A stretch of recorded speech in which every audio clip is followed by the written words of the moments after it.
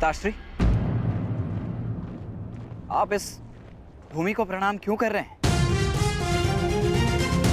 क्योंकि ये एक अति पावन भूमि है जहां मेरे गुरु परशुराम ने तपस्या की।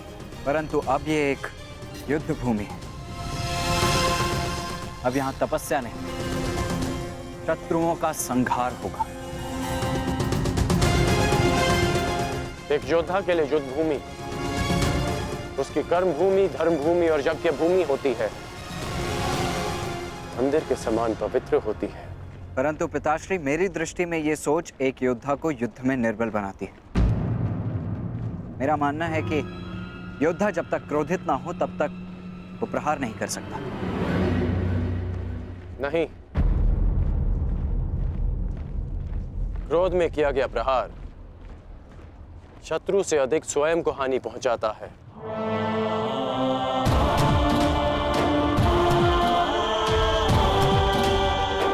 परंतु ये तुम्हारा नहीं, तुम्हारी आयु का दोष है।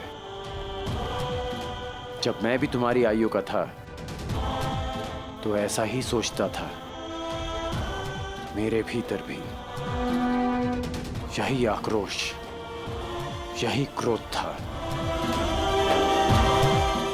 परंतु मेरे गुरु परशुराम ने मुझे सिखाया है कि कैसे अपने क्रोध को अपना शस्त्र बना, अपनी दुर्बलता नहीं, कि कैसे शांत मन से उस क्रोध को प्रहार में परिवर्तित करना चाहिए।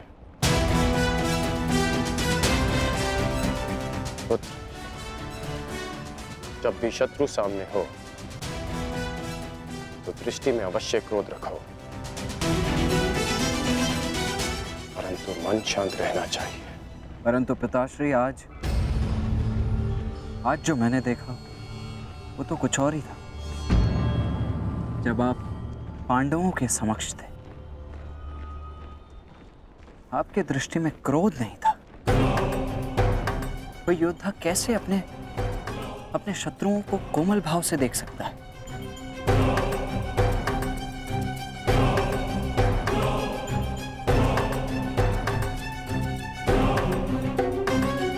आवश्यक नहीं कि हर कोई जो हमारे विपक्ष में खड़ा हो, हमारे विरोध में खड़ा हो, वो हमारा शत्रु हो।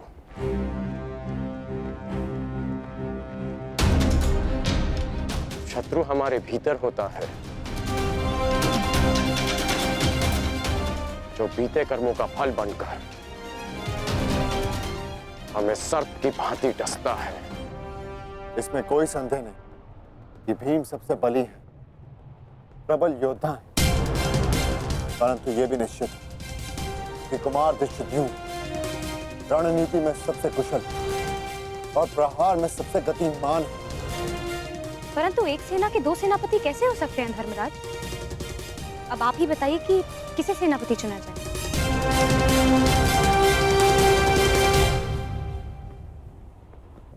मेरा निर्णय यह है कि हमारी सेना के नेतृत्व के लिए सबसे अधिक योग्य एक विकल्प शेष है युधिष्ठिर।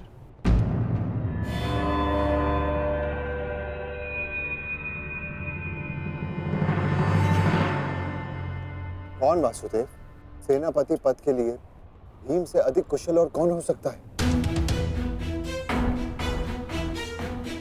भीम की कुशलता पर मुझे कोई संदेह नहीं, परंतु हमें एक ऐसा सेनापति चाहिए जो युद्ध में गंगा पुत्र के समक्ष खड़ा हो सके।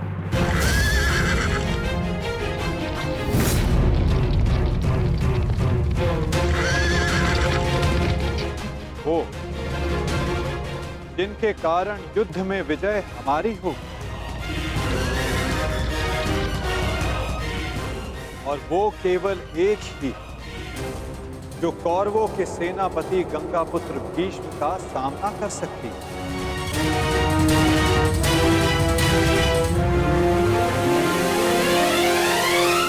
शिखंड।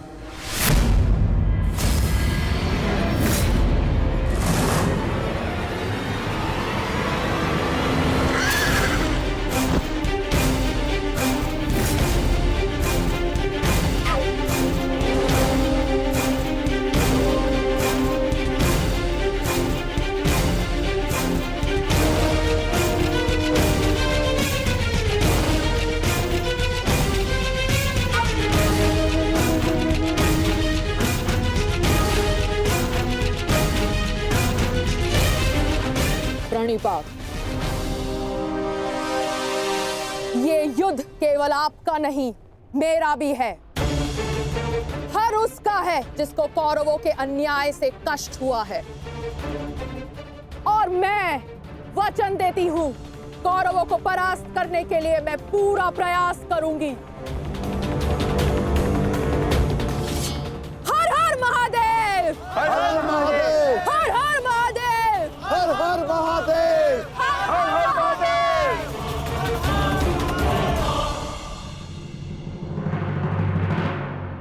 एक समस्या अब भी सामने है वासुदेव। हमारे पास 7 अक्षौणी सेना है और कौरव सेना 9 अक्षौणी है। हमें कोई ना कोई समाधान अवश्य निकालना होगा वासुदेव।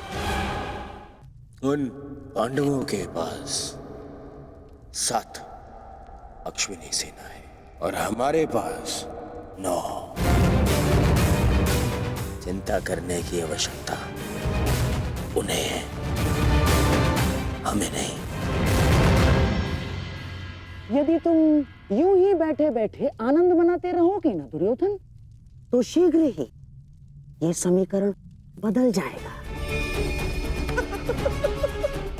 ना, मेरे कहने का तात्पर्य ये है कि शीघ्र ही ये समीकरण बराबर का हो जाएगा दुर्योधन। समझ गए? कैसे? मद्रराज शल्य स्मरण है? नकुल सहदेव का मामा है वो, मामा। और हर मामा अपने भांजे के अतिरिक्त और किसी का सगा नहीं हो सकता ना? और ये बात तुमसे अधिक कौन जान सकता है? उसके पास 2-2 अक्षौणी सेना है, 2-2, और वो भी अति शक्तिशाली। वो यदि पांडवों के पक्ष में चला गया ना, तो पांडवों की शक्ति हमसे अधिक हो जाएगी निश्चित। और हाँ, कलिंग का स्वयंवर तो स्मरण है ना तुम्हें दुर्योधन? शल्य को शत्रु का क्रोध अधिक शक्तिशाली बना देता है, देखा है तुमने? देखा है ना? और हाँ, मैंने तो ये भी सुना है कि शल्य सेना का हर एक सैनिक शल्य की इस विद्या में थोड़ा कम, थोड़ा अधिक कुशल है। ये तो चिंता का विषय है बाबा श्री। नहीं होना चाहिए। शैल्य को अपने पक्ष में कैसे किया जाए? है, मेरे पास एक योजना है दुर्योधन। मद्रराज शल्य अपने वचन का पक्का है, परंतु चरित्र का थोड़ा सा कच्चा। ये स्वभाव से थोड़े रसिक भी हैं। तुम समझ रहे हो ना मैं क्या कह रहा हूँ? रसिक हैं थोड़ी सी।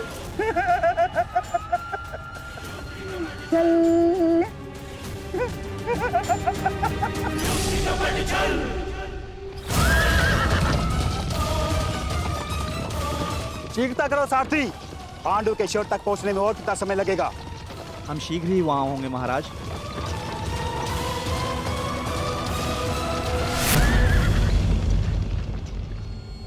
रथ क्यों रोका? मार्ग में कोई है महाराज। इसका साहस जो मद्रराज का मार्ग रोक सके। मद्रराज की कोई सूचना अनुजो? अब तक मामा श्री का कोई समाचार नहीं आया है। समझ में नहीं आता किस कारणवश उन्हें इतना विलंब हो रहा है। प्रतीक्षा केवल दुर्बल करते हैं नकुल, योद्धा केवल प्रयास करता है। युद्ध आने को है, कहीं ऐसा ना हो कि तुम प्रतीक्षा करते रह जाओ और शत्रु अपने प्रयास में सफल हो जाए।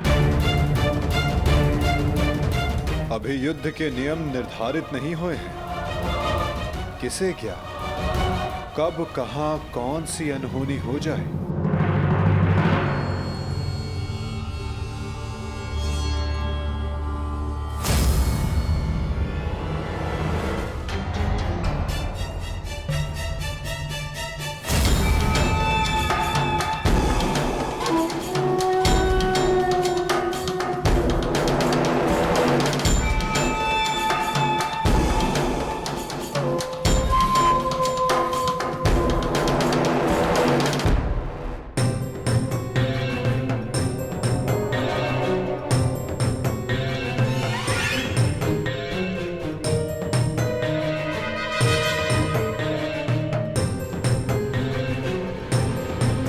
प्रणिपात्र मद्रराज।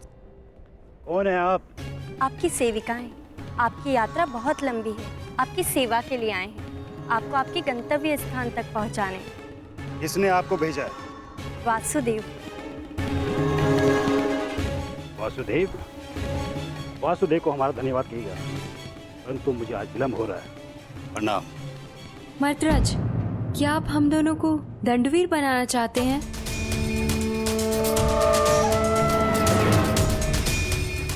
और वैसे भी युद्ध प्रारंभ होने में अभी कुछ दिन शेष हैं। मद्रराज, कहीं आप ये तो नहीं मानते कि हम इतने सुंदर नहीं हैं कि आप हमें आपकी सेवा का अवसर प्रदान कर सके? मद्रराज, युद्ध में जाने से पहले आपकी थकान का शांत होना बहुत आवश्यक है। तो क्या आप हमें ये अवसर प्रदान नहीं करेंगे?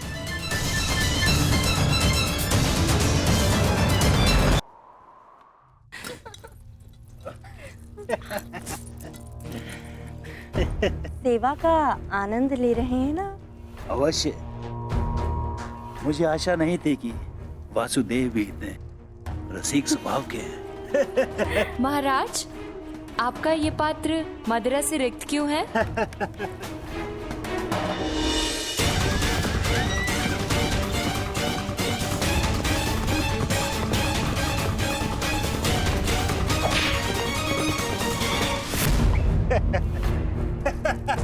महाराज, हमसे क्या भूल हुई?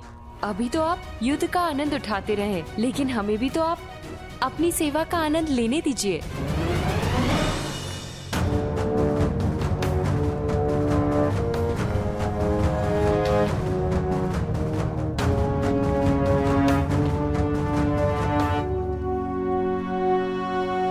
प्रणिपात मद्रराज।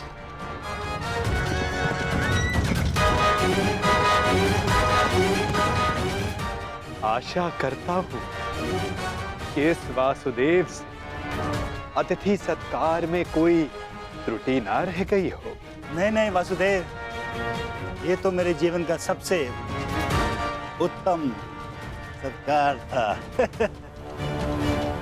मैं अति प्रसन्न हूँ कि ये युद्ध मैं आपकी तरफ से लड़ रहा हूँ, और युद्ध के पश्चात मैं एक बार फिर से ये सत्कार लेना चाहूंगा।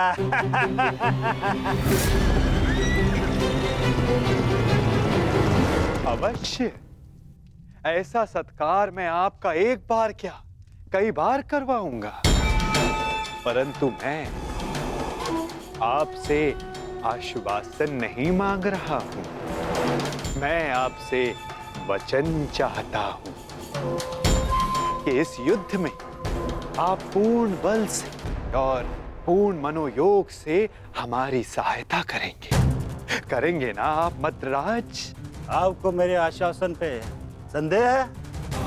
तो ठीक है, मैं आपको वचन देता हूं कि जिसने मेरा ऐसा उत्तम सत्कार किया है, मैं युद्ध के अंत तक उसके पक्ष से लड़ूंगा। मैं आपको वचन देता हूं कि प्राण जाने तक मैं शल्य अपने अतिथि की ओर से अपने शत्रुओं का नाश करूंगा।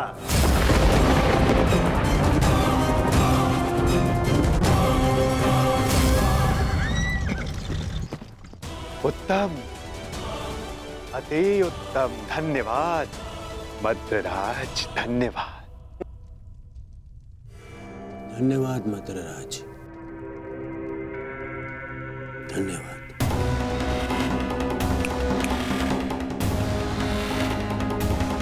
मैं दुर्योधन कौरवों की सेना में आपका स्वागत करता हूँ। तुमने सत्कार किया था मेरा, ये भ्रम में रख के मुझसे वचन लिया। छल किया है तुमने मेरे साथ, छल किया है वासुदेव ने पांडवों के साथ, छल। ये वो छलिया वासुदेव नहीं,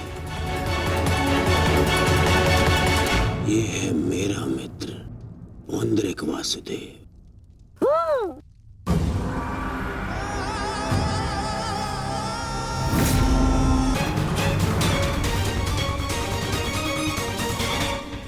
ये मामा श्री की सेना कौरवों के शिविर की ओर क्या कर रही है? ज्येष्ठ, ये सोचने का नहीं, बढ़ने का समय है। मैं तुम सबको महाराज शांत हो जाइए, शांत। आपने तो वचन दिया है, तो अब आपको कौरवों की ओर से ही लड़ना होगा और युद्ध के नियमानुसार अपने ही पक्ष के योद्धा पर प्रहार नहीं करते मद्रराज, हैं? तो आइए, कौरव दल में आपका मैं शकुनी महारथी शल्य का स्वागत करता हूं। तुम सब ने छल किया है, छल। देख लूंगा तुम्हें सबको। मामा नहीं, ये सब क्या हुआ?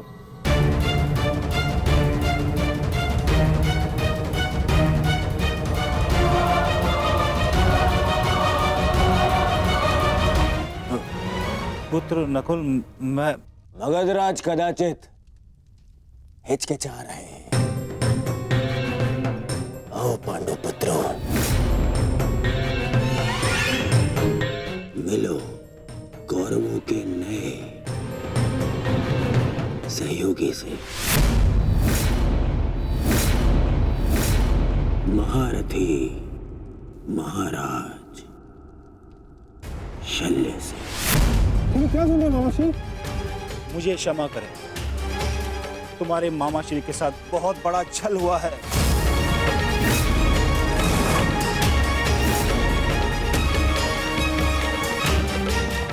मुझे भ्रम में रखकर वचन लिया गया है मुझसे।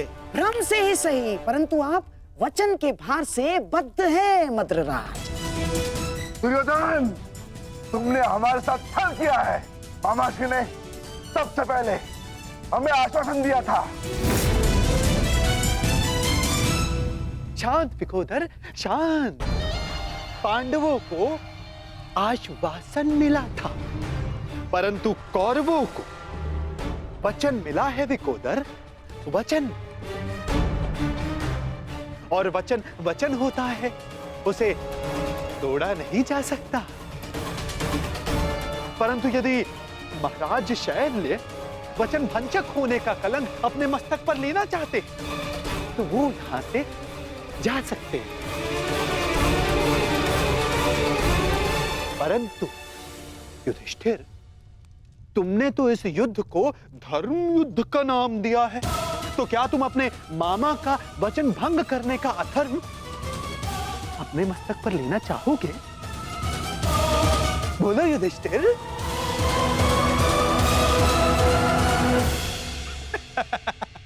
ये सब तुमने किया है पाखंडी। सावधान, सावधान सुन।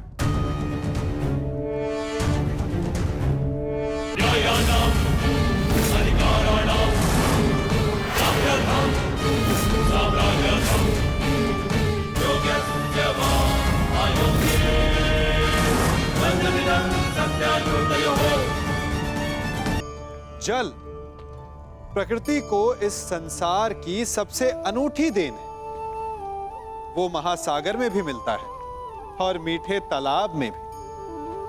वो पवित्र गंगा में भी होता है और दुर्गंध आती नाली में भी। हम तालाब और नदी को सम्मान इसलिए देते हैं क्योंकि उसका मीठा जल हमारी प्यास बुझाता है। परंतु सागर का जल पीने योग्य नहीं होता, इसीलिए कभी कभी हम उसे उतना महत्व नहीं देते और नाली के जल को हम हे दृष्टि से देखते हैं। तो क्या ये उचित है? हमारे संबंध भी इसी जल की भांति होते हैं। जिस संबंध से हमें लाभ ना हो, उससे हम दूर हो जाते हैं। कभी ईर्ष्या के कारण, कभी अहंकार के कारण उस संबंध को तोड़ देते हैं। तो क्या संबंध को तोड़ देना उचित है? तनिक विचार कीजिए। माना कि सागर का जल फसल नहीं दे सकता, परंतु मोती तो देता है। माना कि नाली का गंदा जल हमें किसी भी कार्य के लिए उपयुक्त ना लगे, परंतु वो भी कहीं लगी अग्नि को बुझा सकता है।